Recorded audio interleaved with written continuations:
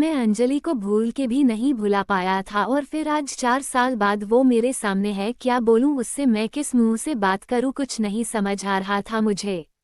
वो मेरे ही ऑफिस में अभी नई नई ज्वाइन हुई है और मैं उसका सीनियर हूँ।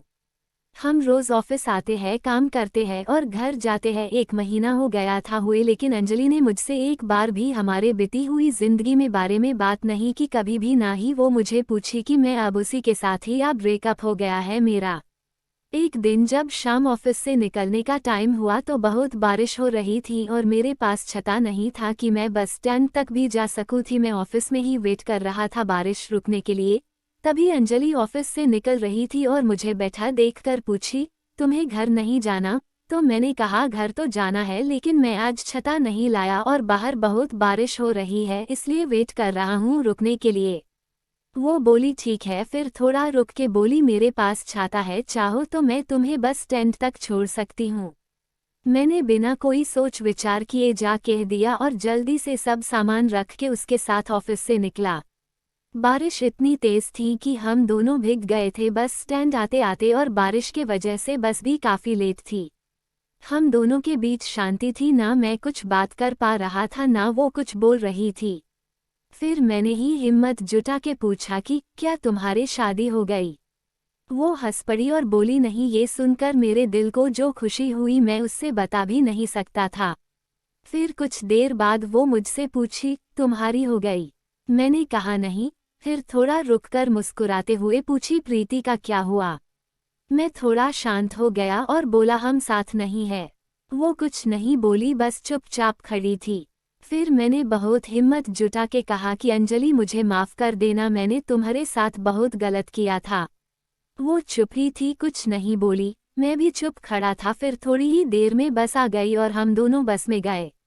अगले दिन जब मैंने ऑफिस में अंजलि को देखा तो मुझे उससे पूछना था क्या सोचा उसने, मुझे माफ किया कि नहीं, कैसे बात करूं उससे, यही सब सोच रहा था कि वो मेरे केबिन में मुझे एक फाइल देने आई। मैंने बिना कुछ सोचे उसे बोल दिया कि ऑफिस के बाद साथ में चलना, मुझे कुछ बात करनी है।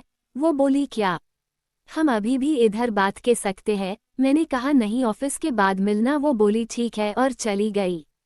मैं बस इंतजार कर रहा था कि कब 6 बजेंगे कि मैं उससे बात कर पाऊंगा।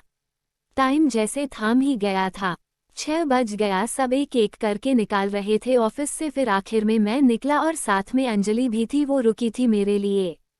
आज फिर हम साथ चल के गए बस स्टैंड और रास्ते में मैंने उससे पूछा कि कल का जवाब नहीं दिया तुमने? वो शांति थी कुछ देर, फिर बोली किस बात का जवाब, क्या जवाब दूं मैं, गए तुम थे छोड़ के और अब मुझे फिर से वो सब कुछ नहीं चाहिए, तो कोई माफी सवाल जवाब की बात ही नहीं बनती। मैंने उससे बहुत मानने की कोशिश की लेकिन वो नहीं मानी। 5 महीने हो गए थे हमें एक ही ऑफिस में काम करते हुए, लेकिन हम दोनों ही अब एक दूसरे से बात नहीं करते थे उस दिन के बाद। मैंने बहुत बार कोशिश किया कि अंजलि को मैं मना लूं, उससे ये कह सकूं कि हाँ मुझसे गलती हो गई थी, लेकिन मैं तुम्हारे बिना नहीं रह पा रहा हूं। तुम इस ऑफिस में ज्वाइन हुई उससे पहले से मैंने तुम्हें कांटेक्ट करने की कोशिश किया था, लेकिन नहीं हुआ, और जब तुम इस ऑफिस में आई तो मेरी खुशी का कोई ठिकाना ही नहीं रहा। लेकिन मुझे में तुमसे बात करने की हिम्मत नहीं होती थी। मुझे पता था कि तुम अब भी मुझे प्यार करती हूँ, लेकिन कहती नहीं हो। उद्धरण चिन्ह। एक दिन मैंने ही कुछ सोचा और ऑफिस में आकर सबको अपनी शादी की खबरें दे दी कि अगले महीने मेरी शादी होने वाली है। ये सुनकर ऑफिस में सब मुझे बधाई देने के लिए आए, लेकिन अंजलि नहीं आई। शाम को मैं खुद उसके पास गया और पूछा कि क्या तुम्हें खुशी नहीं हो रही कि मेरी शादी होने वाली है? वो बोली क्यों नहीं, मैं बहुत खुश हूँ कि तुम शादी करने जा रहे हो, एक नई जिंदगी की शुरुआत लेने जा रहे हो।